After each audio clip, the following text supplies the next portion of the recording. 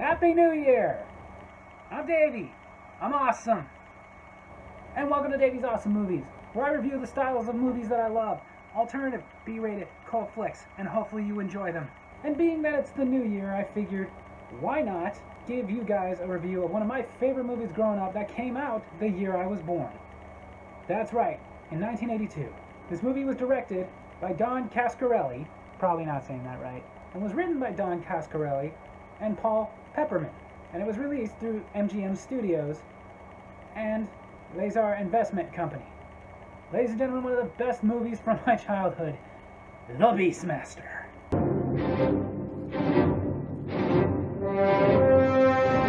Fair warning, this movie is as 80s fantasy adventure movie as you'll get. The movie opens with King Zed banishing Mayax, played by Rip Torn, one of the best actors ever who's been in such classics, movies like King of Kings, but I choose to remember him from Freddy Got Fingered. The reason he's banishing Mayax, because Mayax is planning child sacrifices for their god.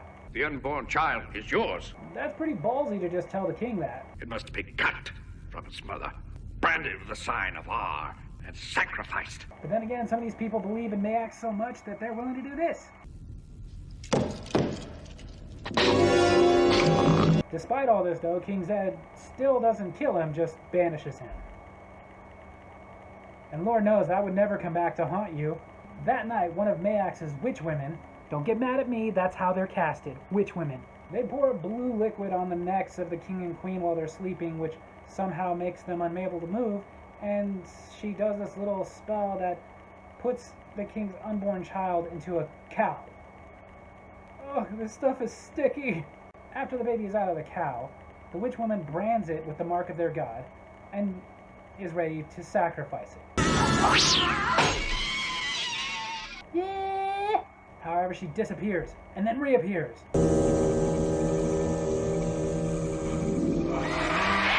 Butterface! Okay, don't get mad, I'm not body shaming, that's face shaming.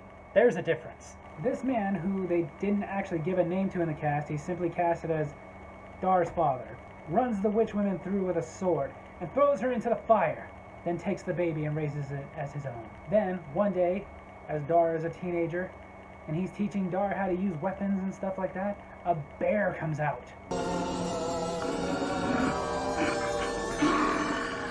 Yes, because somehow him being birthed out of a cow made him able to communicate with animals, thus making him Beastmaster! Right after this, we see all grown up Beastmaster, Dar, played by Mark Singer, who's most famous for being in the V series. I loved the original. Dodo! I will say it's a little weird that they felt they had to rush the backstory in a 2-hour-long movie. Dar goes with a bunch of other men to do some farming outside of the village, and then the village is attacked by marauders!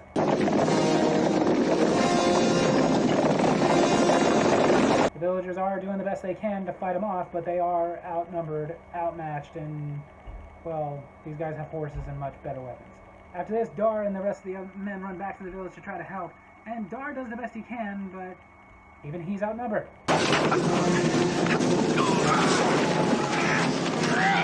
Pretty clever, Dar, but Dar ends up getting knocked out, but luckily his trusty dog tries to drag him to safety. See, you're not the only one to lose a pet, John Wick. But before it dies, the dog does pull him to safety.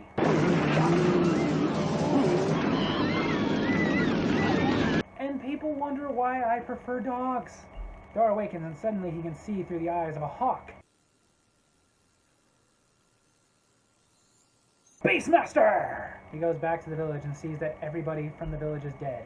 So he gathers them all up, ritualistically burns them along with his trusty dog that pulled him to safety, takes up his father's sword and caper, that blade-throwing thingy, and with his new trusty hawk, he sets out for revenge!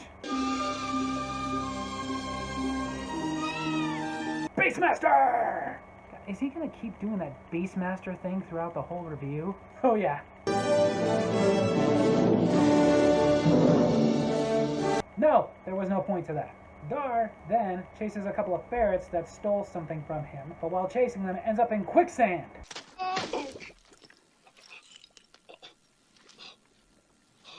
You know, 80s movies really had us all believing that quicksand was going to be a much bigger problem when we were adults. The ferrets help him out. One ends up falling in, which he pulls out, and now the ferrets and Dar are friends. And he even gives them names. I'm gonna name you Kodo. You get a name too, Podo. I want a ferret. Dar then starts seeing things through the eyes of a black tiger that's being captured. And it's being captured by the very men that marauded his village, the Juns. So Dar goes into action. There's not a kid from the 80s who didn't want that badass sword. After the fight, Dar is wandering around with his hawk, his ferrets, and his new black tiger that he names Rue. Don't ask me to try to pronounce it the way he does, I can't. And he sees a couple of women bathing at a waterfall, and he watches. Pervert. And one of them is Kiri, played by Tanya Roberts, most famously known as Midge from that 70s show. And he instructs his new ferrets, Kodo and Podo, to go steal something from her as a way to lure them away and into Rue, so that he can go and make Rue leave to impress her. You owe me your life, but I'll accept this as payment. Okay, if I'm basing history off of what I see in these movies, then clearly, back in these times, if a man saved your life, that meant he got to sexually assault you in any way he wanted. Which makes me think we've come a long way, because nowadays if I save your life, all I expect is a thank you. We find out that Kiri is a slave priestess to Ar, the god they were sacrificing children to. Also the god over the Juns. Well, that's convenient. So after she leaves, Dar follows her. So say what you want, but at least he stops sexually assaulting her long enough to go stalk her. While following her, Dar ends up in this chamber where he sees a guy in a cage, and then he is surrounded by winged creatures. Again, that's how they're casted. So Dar frees the guy in the cage. But then, right after he's freed, this happens.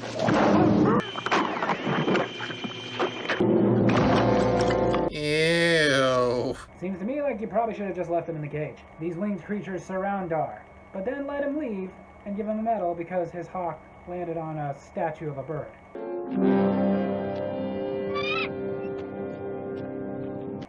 Okay, and like I said, they give him this.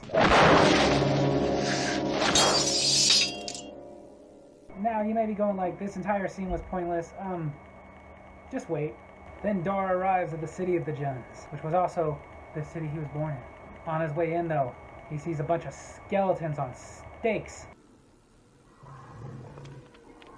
Those men were real, sticklers. Dar grabs a cloak so he can disguise himself, even though nobody there would recognize him, and walks into a temple ceremony where Mayax is sacrificing children by throwing them into a fire. And just as a little girl is about to be sacrificed, Dar's hawk carries her to safety. Not sure if that's possible, but you know what? The kid's alive, so let's just go with it. Dar later returns the little girl to her parents. Master! Master! That's Beastmaster! I am Sako. This is Sako, who explains to Dar that Mayax has basically taken over the kingdom by capturing their leader, King Zed, and that he's been sacrificing their children. Even though at this point we pretty much figured that part out. Mayax priests find Dar with a ring that has an eye in it. This ring will lead you to him. Just go with it, and Mayax quickly figures out that that is King Zed's son, who was prophesied to kill Mayax. So he orders his priests to kill him. They try, but... He's the Beastmaster! The other priest is able to trap that tiger and is about to kill it when... Yeah! That's Seth, played by John Amos, who's been in a lot of great things. He was the father in Good Times, he was the grown-up Kunta Kinte in the miniseries Roots, but my favorite performance of his was playing McDowell in Coming to America. The boy with Seth is Tal, the son of King Zed. Well, one of them. Seth, Dar, and Tal team up to go take down Mayax. Mostly because I think Dar really wants a Big Mac. I mean, Big Mick. Big Mick! Tal really wants to go free Zed from Mayax. While explaining this to Dar, we find out that Kiri is Tal's cousin. If you like that ring, keep it. The next day, Dar, Tal, and Seth go to free Kiri and the other priestess girls from being sacrificed. While doing this, though, the Jun warriors show up, so they have to get out of there quickly. But they have too much weight on their little rafts, so... Why didn't you guys just do that to begin with? On the boat, Tal asks Dar if he will help him free his father. Then Kiri comes over to ask. Wait a second, did they leave all the other priestess girls back there with the Juns? They get into the castle, and just then, Dar is about to encounter a priest that's hiding and waiting to kill him. Yeah! They finally reach Tal's father, Zed, which, if you're keeping track, does mean that Tal and Dar are brothers. They don't know it yet, but we know it. Uncle Zed, it's me. And Kiri and Dar are cousins. Ew. Yes, that is he. It was a trap! Mayak sends another one of his witch women, again, that's how they're casted, to kill Dar. She blinds him, but he can see through the eyes of Rue. Yeah! Mayax gets away, and Dar asks Zed if he can walk. Yes. Okay, you can get up and walk, but can you say things without moving your lips? Yes. They get to the way out, This is our only way out of the city. but Dar tells her to go ahead and leave, because he cannot leave without his ferrets, whom he had sent to go steal some keys. When they finally arrive, though, Come on, we can try to escape through the air shaft. she listens about as well as my wife does, who's right now listening to me do this review. I love you. As Dar and Kiri are climbing down a wall, a death guard comes over and starts cutting the rope. So Dar calls on his hawk. Beastmaster! But the rope breaks anyways. Sure. The gate is closed, so Dar sends his ferrets to go chew the rope of the counterweight. Just as some more death guards are approaching, one of the gate guards sees the ferret and is about to kill it. Then the other ferret goes and bites him right on his. Captain Winky! Good! And as they leave the gate, Dar cuts the other rope so that the gate will close just in time for this. Yeah! Later, Zed is trying to rally everyone he can to go against Mayax and defeat him. Dar points out, though, they don't have the manpower or weapons to do such a thing. I need no cowards by my side! He just saved your life! While Zed is going over his plans to go fight Mayax, the eye ring opens, and Mayax hears everything, despite the fact that it's an eye ring, not an ear ring. Then again, why am I trying to make sense out of this? It's a ring that has a friggin' eye in it. Seth notices the eye ring, though. Seth tells Zed, now Mayax knows exactly what they're planning, so they really should just retreat. But of course, Zed refuses. We are doomed. Yeah, pretty much. The next day, Sako goes and finds Dar to tell him that the plan to take over Mayax failed. Shock! And that Kiri, Seth, Tal, and Zed are all set to be sacrificed. All the sacrificing? What are these, Aztecs? But Dar rides in to save the day!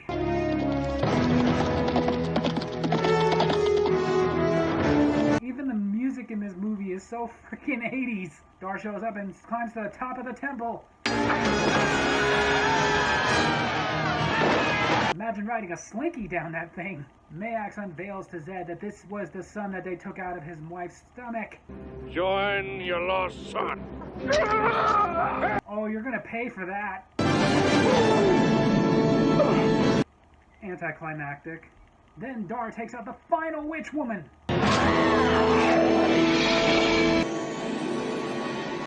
Huh? But Mayax is not done. Yeah! No! No! No! No! Even though Mayax is dead, it's not over. Because here come the Juns. They all devise a plan to capture the Juns in a moat full of tar around the city. It works, but they can't get close enough to light them all on fire. So after a couple of people try and get killed on the way, Tal gives it a shot.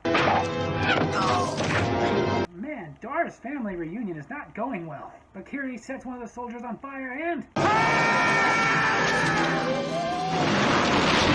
Yeah! But that only slows them down. They do crawl through the tar and the fire to get to Kiri and Dar. And then the Jun leader challenges Dar. The other Juns surround them. They're doomed. Until Dar's hawk comes and he brings with him...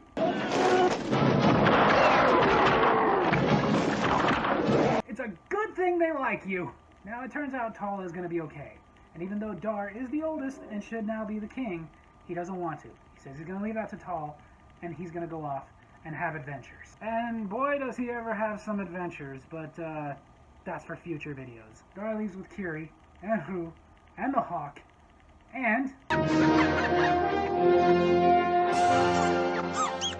Podo and her babies. So there you have it. That's Beastmaster! One of the greatest action-adventure 80s movies ever.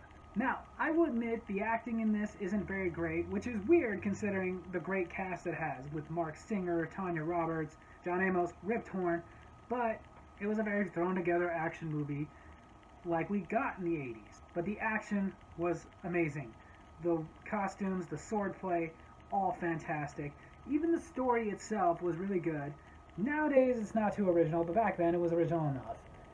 And again, it was a fun movie from the 80s. So, based on that, I do still, to this day, highly recommend Beastmaster! Hope you guys enjoyed this review. And remember, if you did, hit like, hit subscribe, hit that little bell so you get notifications when I post new videos, and leave a comment. Tell me what you think of Beastmaster! Love you guys.